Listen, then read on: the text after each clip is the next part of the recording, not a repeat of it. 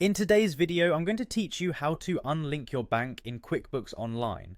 If you're looking to disconnect your bank account and tidy up your books, you've come to the right place. It's a straightforward process that should take you just a few minutes. Let's jump right in. First things first, you'll need to sign in to your QuickBooks Online account, so go ahead and click on Sign In.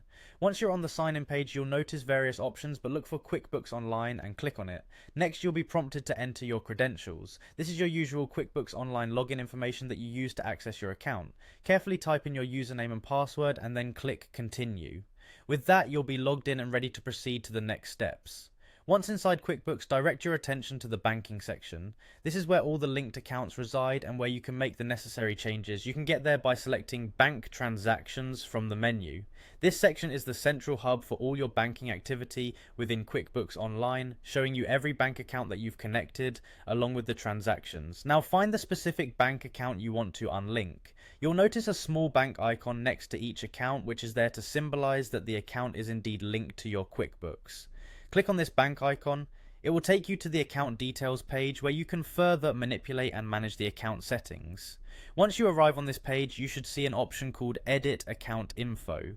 Click on this option. It's vital to ensure you're editing the correct account if you manage multiple banks through QuickBooks. Within the account information settings, scroll down until you come across a little checkbox labeled Disconnect this account on Save. This checkbox is your key to unlinking the account. Check it to signal QuickBooks that you've decided to disconnect this particular bank account, and on saving, it'll no longer be linked to your QuickBooks Online.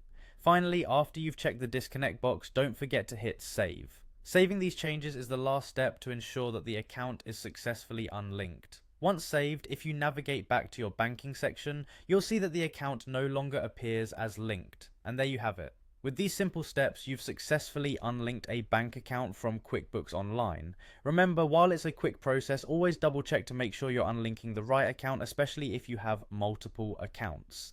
Thanks for tuning in, and I hope this helps you manage your financial records more efficiently.